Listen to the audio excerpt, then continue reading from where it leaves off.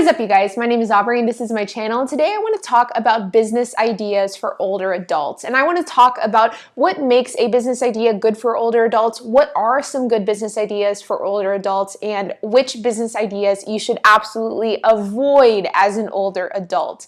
So I'm going to be breaking down some different ideas for you guys. I'm going to be breaking down why these are good ideas, why some aren't good ideas, and how you could pursue some of these if you are somebody who is in their 40s, 50s, 60s, or even older. So with that being said, let's get started. Now I gotta give credit where credit is due. This video idea comes from a subscriber of mine who commented on a video about a week or two ago and said that this would be an interesting topic to cover. So thank you to that subscriber. You know who you are, who gave me this idea for this video. Now the question that we are answering today in this video is what makes a good business for an older adult? Whenever I say older, I mean like 40s, 50s, 60s, or even older than that. Now, the fact is that in life, there are kind of two different schools of thought when it comes to finances. You have your growth stage of finances. This is the stage that I'm currently in.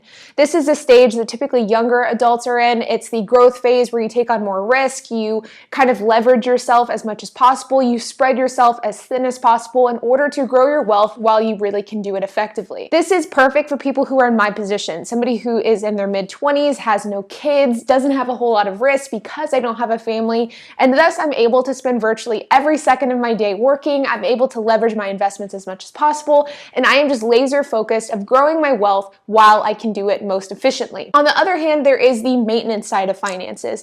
This is the stage of finances that you're in whenever you're a bit older. For example, my parents would be in this stage of finances. This is a stage of your life where your career is starting to wind down, you are slowing down, you're not wanting to take on a whole lot of risk, you're just kind of wanting to retain the status quo, keep things as normal as possible. This is the point in your life where you hopefully have money in savings, you're starting to think of your retirement, and you're not necessarily looking at taking on a whole lot of risk. But just because you are in your maintenance stage of life doesn't mean that you can't enjoy business and enjoy the process of starting a business. But there is some special and some unique things that you need to keep in mind if you're somebody who is older in the maintenance stage of your life and who is wanting to pursue new business opportunities. Additionally, the points that I'm going to be talking in this video aren't only good for older adults, but they are just particularly good for older adults. So if you're somebody who is younger in their late teens, 20s, or early 30s, then this is absolutely business ideas that you could pursue as well. And so with that, let's dig into the first business idea, and that is renting out apartments on Airbnb or renting out units on Airbnb full time. Now, I've talked a lot about Airbnb on this channel. It's something that I'm sure we've all heard about and we all know about, but the fact is that Airbnb is a great business for older adults to pursue. In fact, the reason why I know this is true is that my 84-year-old grandma does Airbnb full time. She has about 10 to 15 units in Dallas, and she rents those out on Airbnb, and as a result, she makes good six-figure income per year doing this. Now, depending on how old you are and your physical ability, the way that you would approach an Airbnb business as an older adult would vary from case to case. If you were in your 50s or 60s, you could probably do the entire thing on your own. You could probably clean the units yourself, manage the units yourself, and also deal with customer service yourself. But the way that my grandmother does it and the way that older individuals could do it as well is to outsource all the heavy lifting. In the case of my grandma, she has a cleaning staff that comes in between rentals and cleans the properties. She has a team of maintenance workers that come in as needed to maintain the units, and she also has somebody in charge of customer service and talking with the employees. Of course, this does cut into her kind of bottom line and how much profit she takes in at the end of the month, but the fact is that somebody who's 84 doesn't need a whole lot of money to survive, and this gives her something to do. It gives her something to be proud of, something to work towards, but it also is a good business that brings in a good source of income for herself. Now, there are a lot of different aspects of Airbnb and a lot of ways that you could go about doing this business, not only from the side of maintenance, repairs, and cleaning, but also from the side of obtaining the properties as well. If you are somebody that already owns apartments or you already own a couple of rental properties, this could be a really easy thing to implement in your life. If you don't have these properties available to you, then you could also explore the Airbnb arbitrage model, which is the act of actually leasing out an apartment and then renting out that apartment on Airbnb. Airbnb. So essentially renting an apartment that you're on the lease for and then subleasing it through Airbnb. Now, I have done a video on Airbnb arbitrage in the past. If you guys are interested in checking that out, then I will include a link in the description below. But regardless of which way you pursue this business model and how you go about managing the properties, Airbnb is an excellent way that an older individual could start a really lucrative business. In fact, my 84-year-old grandma is proof of that. Now, the next business that I want to talk about is again one that I know works well for older individuals because I have a family member that has a business doing this as well. And I think that this business model is a really great business model because the fact it deals with seniors in senior living facilities. The fact is that everybody gets old, and whether we want to accept it or not, there may be a point in time where all of us have to move into senior living facilities. And what this business is that I want to talk about is a senior living consultant. Now, depending on where you live and depending on what you search online, this business may be referred to slightly different things, but for the sake of this video, we'll just refer to it as that, a senior living consultant. And what this is that it is basically somebody and a business that helps facilitate the move of seniors from living on their own in a house to then living in a senior living facility. This business model works particularly well if you have your real estate license and if you are a licensed realtor, but you don't have to be. So what would happen is if I was a consultant for this business, I would go out and I would find seniors who may be getting too old to live on their own, and I would help them find a senior living facility. I would help them siphon through the list of senior living facilities. I would help them find a good one that they can afford, that they can fit in with.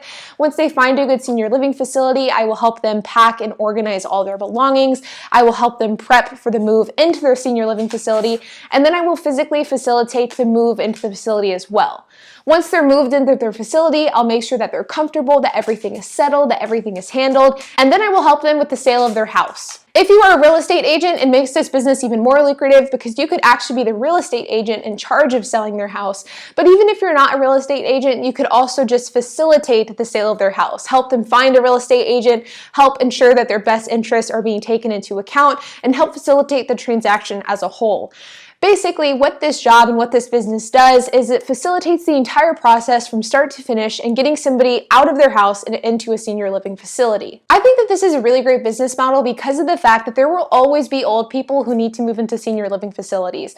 This type of service is never not going to be needed because people are always going to need help doing this sort of process. This is also a business model that requires very little upfront investment because of the fact that you really only need yourself and your time.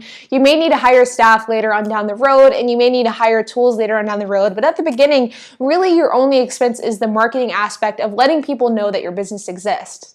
I think that this business solves a real need. I think that it's fairly low risk, and I think that it's solving a problem that will realistically never really go away. Because of that, I think that this type of business model is an excellent idea for older people to pursue. The next business that I want to talk about is consulting. Now, consulting is an excellent opportunity for people to pursue because the fact is, if you are somebody who is in your 50s, 60s, or 70s, you're probably an expert at something, whether that be an expertise in your career, an expert in something related to your personal life or your hobbies.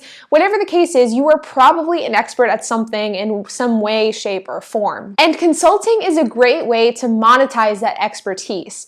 You can go to large consulting firms and sign up on their platform as a consultant. That way, if somebody wants to go and reach out to you and ask for your advice, you are there and you're ready to go.